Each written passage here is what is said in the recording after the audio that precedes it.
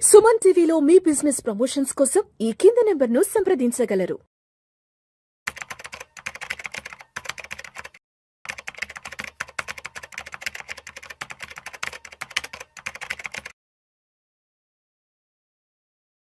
Welcome to Vishnu Talks. నేను మీ విష్ణు. ప్రస్తుతం నాతో పాటు సర్టిఫైడ్ ఫినాన్షియల్ ప్లానర్ అండ్ పైసల ముచ్చట్లు మనీ మంత్రదండం పుస్తక రచయిత రామ్ ప్రసాద్ గారు ఉన్నారు. వారితో మాట్లాడదాం. సార్ రామ్ ప్రసాద్ గారు నమస్తే సార్. నమస్తే Vishnu. Welcome to Vishnu talks. Sir Ram Prasad గారు, ఒకసారి మార్కెట్ల గురించి మాట్లాడుకుందాం. మార్కెట్ల పరిస్థితి ఆల్మోస్ట్ ఒక సంవత్సర కాలం వెనక్కి వచ్చేసాయి. 85,000 86,000 ఆల్ టైమ్ హై నుంచి ఇవాళ మార్కెట్లు 74,500 పాయింట్లకి వచ్చేసాయి. నిఫ్టీ విషయానికి వచ్చిన 25,000 26,000 ఆల్ టైమ్ హై నుంచి ఇవాళ 22,500కి వచ్చేసాయి మార్కెట్లు.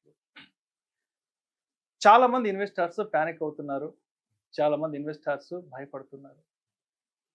మార్కెట్లో ప్రతి ఒక్కరూ మాట్లాడుకునేది ఏంటంటే, ఒక ఇన్వెస్ట్మెంట్ అనగానే లాంగ్ టర్మ్ ఇన్వెస్ట్మెంట్ అని అందరూ ఊకదంపుడు ఉపన్యాసాలు ఇస్తుంటారు కదా. చాలా మంది 15 అంటే నెలకి 15,000 చొప్పున 15 సంవత్సరాల పాటు 15% చొప్పున మనం ఇన్వెస్ట్ చేయగలిగితే 15 సంవత్సరాల తర్వాత ₹1,00,00,000 అక్యుములేట్ అవుతాయి కదా అంటూ ప్రతి ఒక్కరూ 15,000 అంటారు, 15 సంవత్సరాలు అంటారు, 20 సంవత్సరాలు అంటారు, కొంతమంది ఏకంగా 60 ఏళ్ళు అంటారు, కొంతమంది 80 ఏళ్ళు అంటారు. ఇలా ఇష్టం వచ్చినట్టు నోటికి వచ్చినట్టు లాంగ్ టర్మ్ అనే దానికి ఒక అడ్డు అదుపు లేకుండా అందరూ సలహాలు ఇస్తుంటారు కదా. మరి ఒక 15 సంవత్సరాల క్రితం అంటే 2009లోనో 2015లోనో ఈ ఇన్వెస్ట్మెంట్ అడ్వైజర్స్ అందరూ చెప్పే ఏదైతే ఉందో 15% చొప్పున ఇప్పటికీ ఈ 2024కో 2025కో ₹1,00,00,000 అక్యుములేట్ అయి ఉంటాయి కదా. సో 15 సంవత్సరాలు కాబట్టి 2024 చివరాఖరులోనో 2025 మొదట్లోనో అంటే 2025 జనవరి ఫిబ్రవరిలోనో ఆ ₹1,00,00,000 అక్యుములేట్ అయిన ఆ ₹1,00,00,000 చేతికి తీసుకుందాం అనుకున్న సమయానికి మార్కెట్లు 12 నుంచి 15% పడ్డాయి కదా. అంటే మనకి అక్యుములేట్ అయిన ₹1,00,00,000 నుంచి 15 లక్షల రూపాయల వరకు వెళ్ళిపోయాయి కదా. నోటికొచ్చిన కూడు జారిపోయింది కదా, చేతికొచ్చిన ఫలాలు నేలపాలైనవి కదా. మరి ఏంటి ఇప్పుడు పరిస్థితి? అందరూ చెప్పినట్లుగానే 15 సంవత్సరాలు లాంగ్ టర్మ్ ఇన్వెస్ట్ చేశాక ఆ ₹1,00,00,000 నుంచి 15 లక్షలు మార్కెట్ పడ్డప్పుడు వైపౌట్ అయిపోయినాక ఏంటి పరిస్థితి? వీళ్ళందరికీ సమాధానం ఎవరు చెప్తారంటూ కూడా ప్రతి ఒక్కరు మార్కెట్లో ప్యానిక్ అవుతున్నారు. ఎస్, ఏంటి మీరేం చెప్తారు ఇప్పుడు జరుగుతున్న మార్కెట్ సినారియోకి? మీరు అన్నట్టుగా 15 రూల్ చెప్పారు కదా, ఇంక్లూడింగ్ మీ కదా. సో ఫస్ట్ ఆఫ్ ఆల్ ఒక పోర్ట్ఫోలియో బిల్డ్ చేసినప్పుడు అంత లార్జ్ క్యాప్ కాదు, కొంత మేరకు ఒక 20% 15% స్మాల్, మిడ్, లార్జ్ అని చెప్పారు. అలా ఏవైనా 3 ఫండ్లు తీయండి. Bottom performed large cap, bottom performed small cap, bottom performed what ever mid cap or flexi cap తీయండి. 3 ఫండ్స్, 3 డిఫరెంట్ కేటగిరీ ఫండ్స్లో బాటమ్ పర్ఫార్మ్డ్ ఫండ్స్ తీసుకోండి. తీస్తే కూడా ఈరోజు మీకు ₹1 ఉంది. మేము ₹1 వద్దని చెప్పాం, 2 కోట్లు అయినాయి కొన్ని. స్మాల్ క్యాప్లు ఇంకా ఎక్కువైనాయి. ఈ ఫాల్ తర్వాత కూడా మీకు large caps are 12%, small and mid caps around 14-16%. I'm not talking about the great funds, average funds. First అది అర్థం చేసుకోవాలి. ఇప్పుడు ₹1,00,00,000 అవుతాయని చెప్పారు, ₹1,00,00,000లో 15,000 పోయింది. మరి ₹1,00,00,000 అవుద్దని చెప్పాం, ₹1,50,000 అయింది, 2 కోట్లు అయింది కొన్ని స్కీమ్స్. వాటికేమంటారు? అంటే ఇక్కడ ఎలా ఉంటుందంటే, మాకు వచ్చింది విషయం కాదు, మాకు తగ్గింది మాత్రమే విషయం. మాకు 15 లెక్కన 1,00,00,000 వచ్చిందా, 1,50,000 వచ్చిందా, 2 కోట్లు వచ్చిందా అన్నది ఎవరు ఇక్కడ తీసుకోవట్లేదు. మనకు వచ్చిన 2 కోట్ల నుంచో 3 కోట్ల నుంచో మార్కెట్ పడడం వల్ల మనకి 15 లక్షలు 20 లక్షలు 30 లక్షలు తగ్గింది కదా. ఎస్, దానికి సమాధానం కావాలి. సమాధానం చెప్తాను మీకు, మంచి సమాధానం చెప్తాను. మీరు చనిపోయాక స్వర్గానికి వెళ్తారా, నరకానికి వెళ్తారా? చెప్పలేం. మిమ్మల్ని కోరుకోమంటే ఏం కోరుకుంటారు?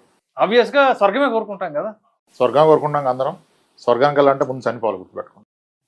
మార్కెట్లో రిటర్న్స్ రావాలంటే ఒకసారి లాస్ రావాలి, సింపుల్. ఇప్పుడు స్వర్గానికి వెళ్ళాలనుకున్న అతను చనిపోతేనే కదా వెళ్ళేది, ముందు చనిపోవాలి కదా. మార్కెట్లో మీకు నెగిటివ్ రిటర్న్ వస్తేనే తర్వాత ఎక్కువ రిటర్న్స్ వస్తాయి. అయితే మీరు అన్నదానికి 1 crore అయిపోయి 15 లక్షలు పోయిందన్న దానికి కూడా మనం గత వీడియోలో చెప్పాం.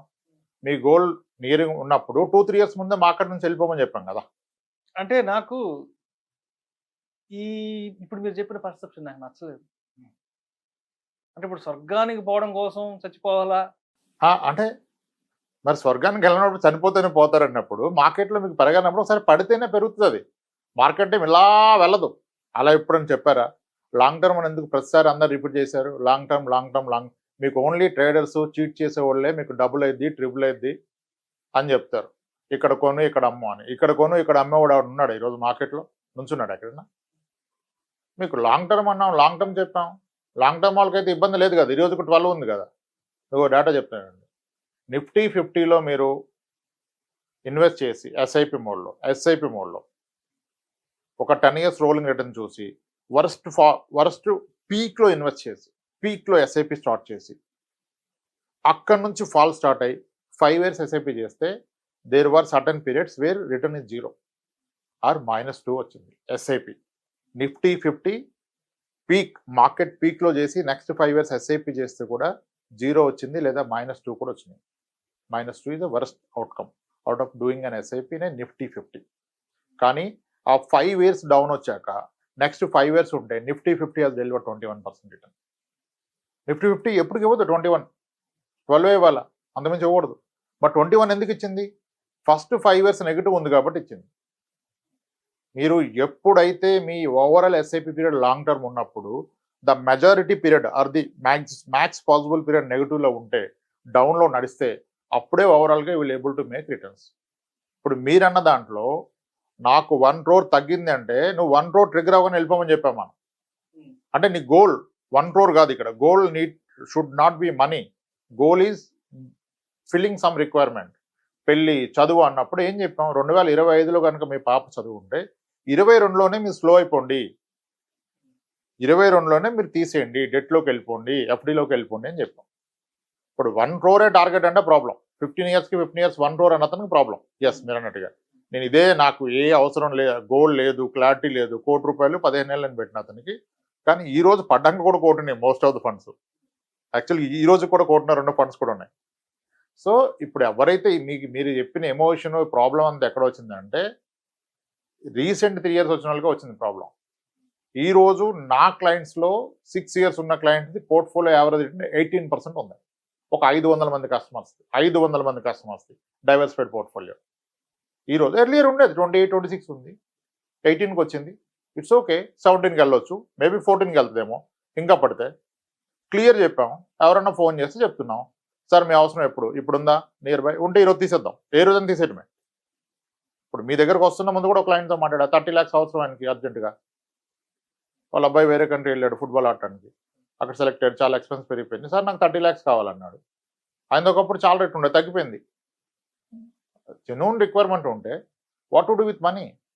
ఇప్పుడు ఇంత మీరు అన్నారే పడిపోయింది, నోటి దగ్గర కూడు కొట్టేశారని చెప్పి, అంటే రోజు మార్కెట్ చూస్తే అలాగే అనిపిస్తుంది. ఇప్పుడు ఒక ప్రాపర్టీ కొన్నాను నేను, రోజు అడుగుతాను బ్రోకర్ ఫోన్ చేసి మన ఎంత ఉంది తగ్గిందో పెరిగిందని. అలా 10 రోజులు అడిగితే 11 రోజులు ఫోన్ అతడు. అంటే ఇక్కడ 2 రకాల మైండ్ సెట్లు ఉంటాయి. మార్కెట్ పడుతున్నా సరే మార్కెట్ సిచ్యువేషన్ని అర్థం చేసుకుని, మార్కెట్కి సంబంధించిన టెక్నికల్స్, ఫండమెంటల్స్ అర్థం చేసుకుని వెళ్ళే వాళ్ళు కొంతమంది ఉంటారు. ఇవేమీ లేకుండా ఏదో ₹1000, 10,000 పెడితే ఎంతో వచ్చేస్తాయి కాబట్టి ఇప్పుడు ఏదో మార్కెట్ పడిందంట, మన డబ్బులన్నీ ఎక్కడికో వెళ్ళిపోతున్నాయంట, వెనక్కి వెళ్ళిపోతున్నాయంట అనే వాళ్ళకి అర్థం అవ్వాలి కదా మార్కెట్ గురించి. ఇప్పుడు మీరు చెప్పిన నిఫ్టీలు, మిడ్ క్యాప్లు, స్మాల్ క్యాప్లు, లార్జ్ క్యాప్లు అంతా కూడా ఇవన్నీ మార్కెట్కి సంబంధించిన టెక్నికల్స్ని బాగా అర్థం చేసుకున్న వాళ్ళకి, మార్కెట్ని బాగా స్టడీ చేసుకునే వాళ్ళకి, గ్లోబల్ న్యూస్ని డైలీ అర్థం చేసుకునే వాళ్ళకి ఇవన్నీ అర్థం అవుతాయి. అంటే కొంత కేటగిరీ ఆఫ్ పీపుల్ ఇవన్నీ అర్థం చేసుకోగలరు, డైజెస్ట్ చేసుకోగలరు, ముందుకెళ్ళగలరు. బట్ అందరికీ ఈ టెక్నికల్స్, అందరికీ ఈ నిఫ్టీ 50లని, ఈ మిడ్లు, స్మాల్లు, లార్జ్లు అందరికీ తెలియదు కదా. మార్కెట్ ఎందుకు పడుతున్న సంగతి చాలా మందికి తెలియదు కదా. అసలు ముందు తెలకుండా ఎంటర్ అవద్దని కదా చెప్పాను.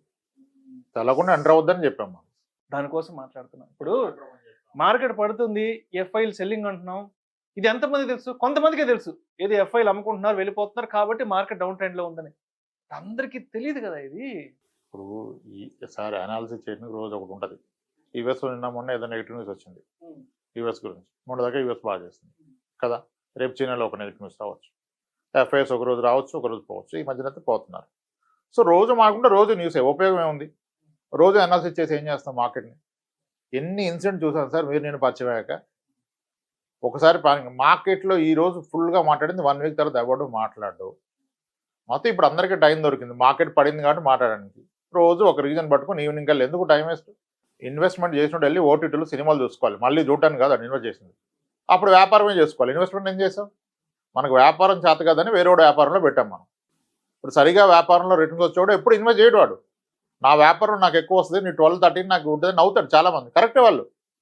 మనకు ఆ వ్యాపారం చేయడం రాదు కాబట్టి కొన్ని వ్యాపారాల్లో పెట్టుబడి పెట్టాం మ్యూచువల్ ఫండ్ ద్వారా, అంతే కదా, పెట్టాం కదా నమ్మి. అప్పుడు వెళ్ళి మన పని మన ఓటీటీలో ఆహాలో నెట్ఫ్లిక్స్లో మూవీ చూసుకుంటూ కూర్చోవాలి. అది ఒక ఇన్వెస్టర్ చేసిన పని.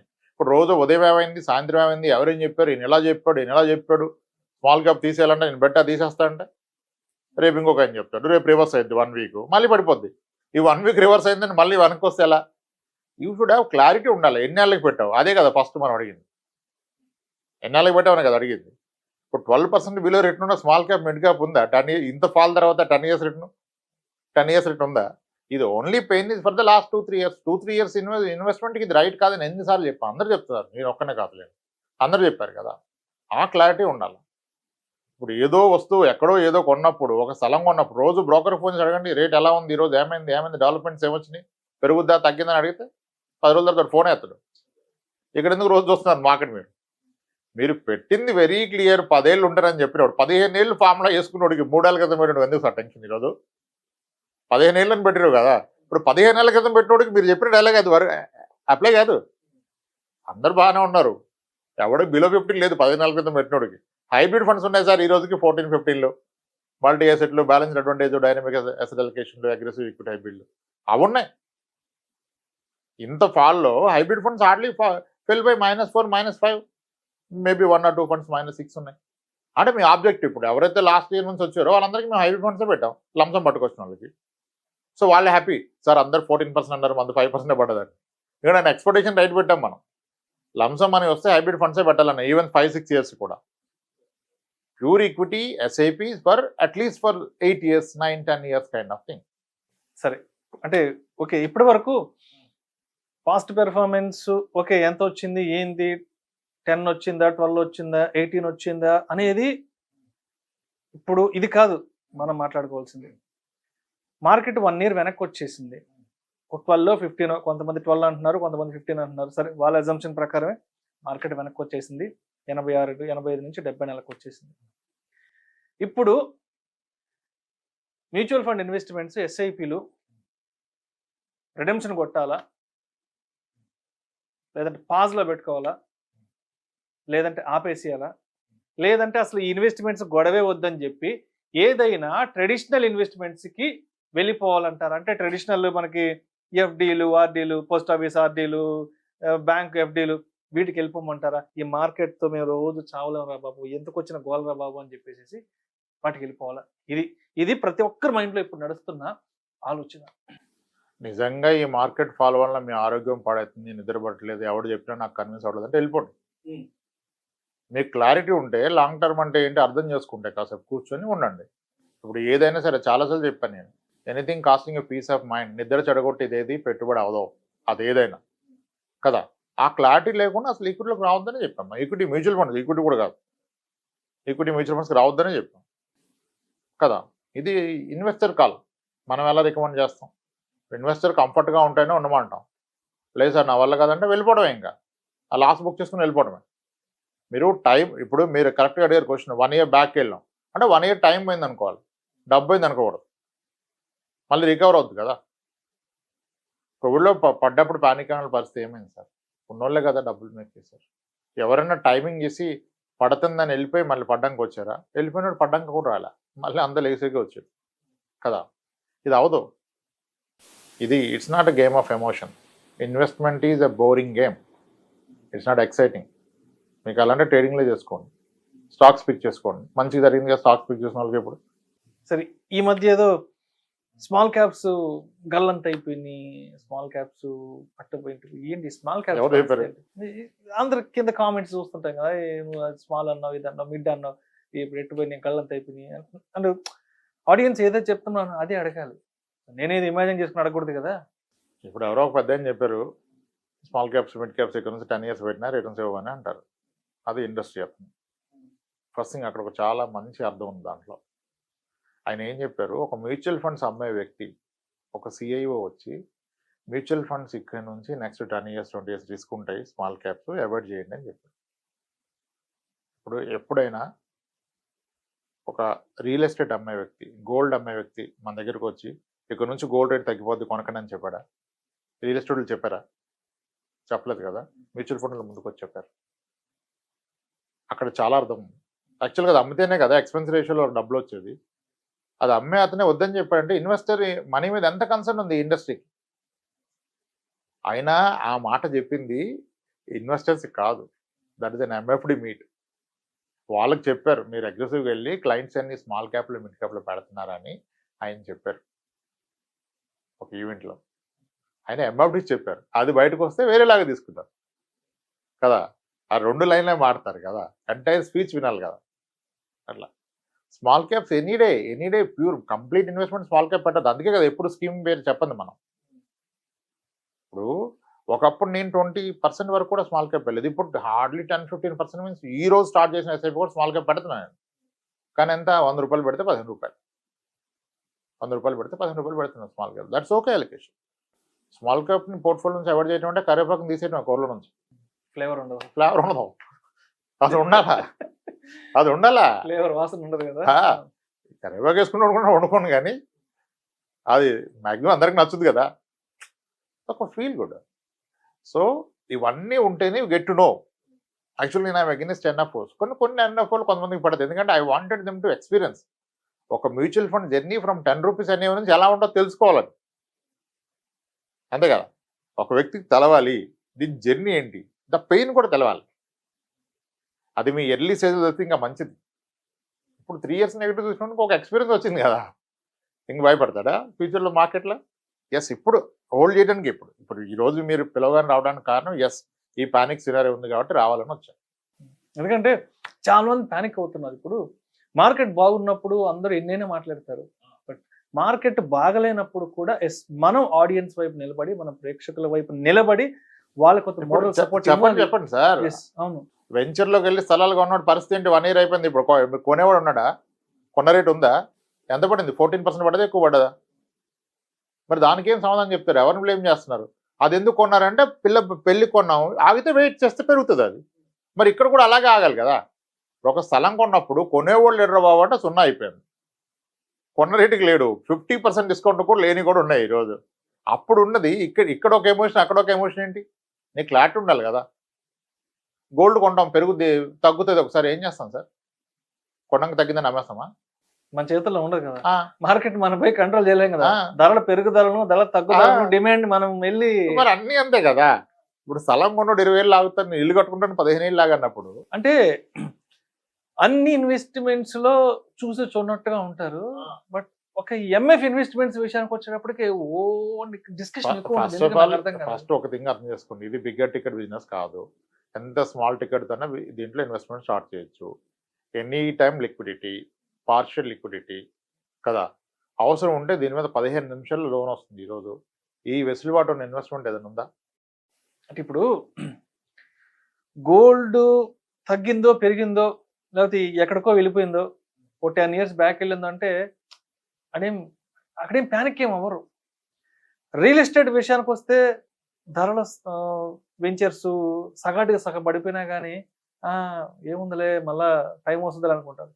బట్ ఎందుకో ఈ మోడర్న్ రెవెన్యూ ఇన్వెస్ట్మెంట్ ఏదైతే ఉందో మ్యూచువల్ ఫండ్, ఇక్కడికి వచ్చేప్పటికే ఏదో ఒక ఎక్సైట్మెంట్, అది ఏంటో తెలియదు, ఆ ఫీల్ ఏంటో తెలియదు నాకు, అసలు అర్థం కాదు.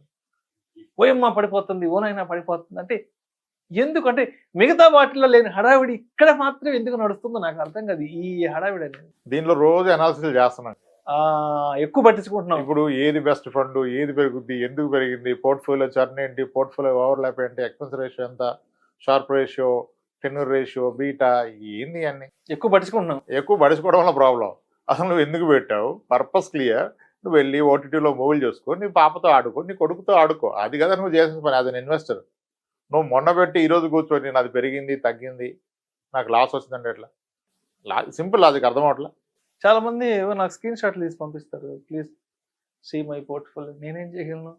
ఎవరైనా చెప్పారా 2 years లో పెరుగుద్దని? నువ్వు అనుకున్నావా 2025లో ఫీజు కట్టదుంటే 2024 సెప్టెంబర్లో పెట్టావా? నువ్వు 26లో ఉంటే కూడా 25లో పెట్టవు కదా, పెట్టకూడదని అందరు చెప్పారు కదా అట్లీస్ట్.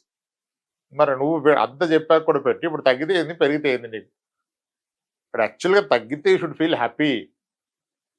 ఇప్పుడు మీ దగ్గర ఎంత బంగారం ఉందని ఎవరంటే నా దగ్గర 500 గ్రాములు ఉంది, 400 గ్రాములు ఉంది, 50 తులాలు 30 తులాలు అని, కానీ రేట్ ఎవరన్నా కట్టారా? సిమిలర్ ఇక్కడ కూడా యూనిట్స్ చూసుకోవాలి. మీ target should be accumulating units. రేపు ఎలాగో రేటు పోతే అప్పుడు అమ్మాయి అమ్ముకున్నది యూనిట్స్ కదా. ఇప్పుడు విషయం తెలకపోతే చెప్పచ్చు సార్, విషయం తెలవదన్న విషయం కూడా తెలవదనుకోండి, మనం ఏం చెప్పలేం. ఇప్పుడు వినకుండా లేదు ఇలాగే చెప్తారు పోద్దంటే ఇంకా చెప్పి ఉపయోగం లేదు కదా, వదిలేయటమే. సో అయితే ఇప్పుడు మొత్తానికి మార్కెట్లో పడుతున్నా కూడా ప్రశాంతంగా ఓటీటీలో కూర్చొని సినిమా చూస్తే హ్యాపీగా. అదే కదా, మీరు ఎందుకు ఇక్కడ రివ్యూలు రోజు ఇప్పుడు అన్ని వీడియోస్ ఎక్కువైపోయినాయి దీని మీద. మార్కెట్ పడితే రోజు ఒక రివ్యూ, అనాలిసిస్, లైవ్, ఏంది ఇవన్నీ? నువ్వు పెట్టింది ఎందుకు? నువ్వు ఎక్స్పర్ట్ అవుతావా, ఫండ్ మేనేజర్ అవుతావా, ఏమవుతావు, అనలిస్ట్ అవుతున్నావా? అరే మనకంటే చాలా పెద్ద అనలిస్టులు కూర్చొని మేనేజ్ చేస్తున్నారు. మనం ఎందుకు అనవసరంగా టెన్షన్ దే నో. ఉట్టిదానికి అయ్యాడు ఫండ్ మేనేజర్, ఉట్టిదానికి ఉన్నాడు ఒక ఈక్విటీ సిఇఓ. ఆడు 100 కోట్లు ఖర్చు పెట్టి రీసెర్చ్ ఇన్స్టిట్యూట్ల దగ్గర డేటా కొని మరీ చేస్తూ ఉంటే ఒక పక్క సెబీ చెప్తుంది జస్ట్ అదే దాన్ని. మీరు చూసారా? మీరు అబ్జర్వ్ చేస్తే చాలాసార్లు స్మాల్ క్యాప్లో ఇన్వెస్ట్మెంట్లు ఆపేశారు, ఎస్ఐపి తీసుకోవడం. కొన్నిసార్లు లంసం ఆపేశారు. లంసం పర్ పాన్ కార్డు 1 lakh అన్నాం, ఎస్ఐపి పర్ పాన్ కార్డు 25,000 అన్నాం కదా. అంటే ఏంటి, ఎంత కన్సర్న్ ఉంది ఇండస్ట్రీకి ఇన్వెస్టర్ మనీ మీద? తీసుకుంటే కదా డబ్బులు వచ్చేది. వాడే ఆపుతున్నాడంటే ఏంటి? ఎవడైనా కొనొద్దని ఆపాడా? ఏ వస్తువు అయినా ఆపాడా? గోల్డ్ జ్యువెలరీ అతను ఇప్పుడు కొనొద్దు ఆగండి అని బోర్డు పెట్టేటప్పుడు చెప్పాడా? రియల్ ఎస్టేట్ వెంచర్ అతను ఇప్పుడు నేను అమ్మను ఫ్లాట్స్ పడిపోతున్నాయి మీరు కొనకండి చెప్పాడా? మ్యూచువల్ ఫండ్ చెప్పింది కదా ఎన్నోసార్లు. They take care of all the risk. If there is a real risk, fund house will tell you first, we're not accepting SIP, we're not accepting lump sum. When there is an opportunity only they will take. అన్ని పడ్డప్పుడు happy feel అవుతారు, కానీ market పడితే మాత్రం panic feel అవుతారు. ఇప్పుడు కూరగాయల ధరలు తగ్గినాయి అంటే చాలా హ్యాపీగా ఫీల్ అవుతాం, బంగారం ధరలు తగ్గాయి అంటే చాలా హ్యాపీగా ఫీల్ అవుతాం, రియల్ ఎస్టేట్లో ధరలు తగ్గాయని చాలా హ్యాపీగా ఫీల్ అవుతాం. బట్ మార్కెట్ పడిందంటే మాత్రం యాక్సెప్ట్ చేయలేకపోతున్నాం. మంచి ఎగ్జాంపుల్ చెప్తానండి. మామిడికాయ పచ్చడి పెట్టుకోవాలంటే సమ్మర్లో పెట్టుకోవాలి, టమాటా పచ్చడి ఎప్పుడైనా పెట్టుకోవచ్చు, ఎప్పుడైనా పెట్టుకోవచ్చు. తక్కువ రేటుకి క్వాలిటీ టమాటా మార్కెట్లో వచ్చినప్పుడు పెట్టుకోవాలి కదా. ఇప్పుడు వచ్చింది పెట్టుకోండి టమాటా పచ్చడి. సో ఇక్కడ దీని ఆపర్చునిటీ తీసుకోవాలి, ఎంట్రీగా తీసుకోవాలి. ఓకే, ఒకప్పుడు అనేవికి ఇప్పుడు అనేవి పడిపోయింది కదా, ఎంత కరెక్ట్ అయిన ఒకటి. సో మార్కెట్ పడుతుంది అంటే ప్రశాంతంగా ఏదో మీరు ఏదో చెప్పారు ఇందాక, ఏదో ఓటీటీలో సినిమా పెట్టుకొని చూడాలి, కానీ ఓన్ ప్యానిక్ అయిపోయి బట్టలు చించేసేసుకొని. నీ దగ్గర డబ్బులు ఉంటే టమాటా కొని పచ్చడి పెట్టుకో. క్వాలిటీ టమాటా ఉంది, తక్కువ రేటుకు ఉంది, కిలో 8 రూపాయలకు వస్తుంది. సరదాగా సండే తెచ్చుకుని ఒక 5 కేజీలు పచ్చడి పెట్టుకునే దానికి 60 రూపాయలు పెట్టుకుంటావు పచ్చడి. ఎప్పుడు పెట్టుకోవాలి పచ్చడి? మొత్తానికి పచ్చడి అంటే సీజన్ బట్టి అంతే కదా. ఏ సీజన్లో పెట్టుకునే పచ్చడి ఒకటి ఉంది, అది తక్కువ రేటుకు వస్తుంది, తీసుకో కదా. నీ దగ్గర డబ్బులు ఉంటాయి, లేకపోతే వద్దన్నావు. ఇప్పుడు తక్కువ కొనుక్కోవచ్చు కదా. సేమ్ డిస్కౌంట్ ఫర్దర్ పడదా అంటే పడద్దని ఎక్కడ చెప్పట్లే. మళ్ళీ నీకు క్లారిటీ ఉండాలి. సబ్జెక్ట్ మార్కెట్ డిస్కౌంట్ లో కొన్నా లాంగ్ టర్మే, పచ్చడి అంతా పెట్టి రేపు తినొద్దు కదా. 1 year స్టోర్ చేయగలను, బాగుంటుంది, క్వాలిటీగా పడుతుంటే పెట్టుకో కదా పచ్చడి. 1 year ఉంటుంది కదా పచ్చడి. అస్సలు పానిక్ అవ్వాల్సిన అవసరం లేదు. మీడియాని ఫాలో అవ్వద్దు, ఎనలిస్టుల మాట వినొద్దు, హ్యాపీగా ఓటీటీ చూస్తూ కొత్త సినిమాలు ఏమొచ్చాయి, కొత్త పచ్చడి పెట్టుకొని అన్నం వేసుకుని తినమంటారు. ఆహాలో ఏం సినిమా వచ్చింది, నెట్ఫ్లిక్స్ లో ఏమో వచ్చింది, ఏం తెలుగులో వస్తుంది, మనం చూడండి కొత్త సినిమాలు ఎప్పుడు రిలీజ్ అవుతుంది, ఎత్తుకోండి గూగుల్లో డేటు, వెయిట్ చేయండి కదా. కాదు, మంచిగా సాటర్డే నైట్ మీ పిల్లల్ని కూర్చోబెట్టుకోండి. ఇంత మార్కెట్ ఫాల్ ని కూడా ఇంత సరదాగా, ఇంత సరళంగా అయి ఉంటాయి కదా సార్ డబ్బులు, ఇంత ఫన్గా.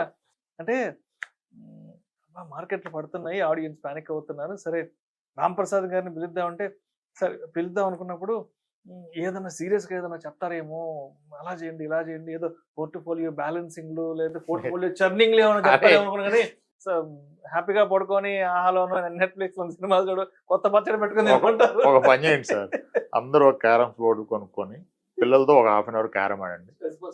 అట్లీస్ట్ ఒక్క బోర్డు ఆడండి ప్రతిరోజు. మంత్లీ ఒక సాటర్డే నైట్ పిల్లలతో స్లీప్ ఓవర్ పెట్టుకోండి. సే దట్ మనం పడుకోవద్దు, ఈ నైట్ అంతా సినిమాలు చూడండి, పిల్లలతో పెట్టుకోండి. ఒక్క సాటర్డే నైట్ ఇన్ మంత్ రోజు క్యారమ్స్ ఒక హాఫ్ అన్ అవర్ ఆడండి పిల్లలు. అనలిస్టులతో ఆడొద్దు ఆట కదా. మీరు నమ్మినోడు కూడా ఇచ్చారు, వాడు మేనేజ్ చేస్తున్నాడు, మీరు ప్రశాంతంగా ఉండదు సార్, ఆయన పని ఆయన చేయాలి కదా. ఇక మనమే రోజు చూసి మనమే అనాలిసిస్ చేస్తే ఎలా? ఇప్పుడు ఈ రోజు పడిందో లేచిందో మనకు తెలియదు, నేను చూడాల. మీరు అన్నారు ఇందాక సెన్సెక్స్ చూసా తగ్గిందని, ఏం చేయగలను నేను? ఆపగలనా? అంతే కదా. సో మన చేతుల్లో లేని దానికి మనం మన కంట్రోల్ లేని దానికి చించుకోవద్దు. అంత ప్యానిక్ అయితే వెళ్ళిపో, మొత్తం సర్దుకొని సరే పోయిందే మంచిది అనుకుని వెళ్ళిపోరాడు. ఎందుకు టెన్షను? నువ్వు పెట్టింది ప్రశాంతత కొరకు, భవిష్యత్తు కొరకు. భవిష్యత్తు వదిలేసి ప్రజెంటే పాడు చేసుకుంటే ఎట్లా? రేపు టెన్షన్ పడితే పెరిగిపోతాయి, డయాబెటీస్ పెరిగిపోతాయి, పక్కా పెరిగిపోతాయి. ఇప్పుడు ఇంత పానికి రోజు మాట్లాడి చూసుకోండి. Right right. సో మొత్తానికి క్లోజింగ్ గా కన్క్లూజన్ గా ఏంటి? ఎస్ఐపిలు రిడెంప్షన్ కొడదామా, పాజ్లో పెట్టుకుందామా, అసలు ఆపేసి డబ్బులు తీసుకెళ్ళి ఎఫ్డీలు ఆర్డీలు చేసుకుందామా? ఎస్, ఒక మాటలో చెప్పండి.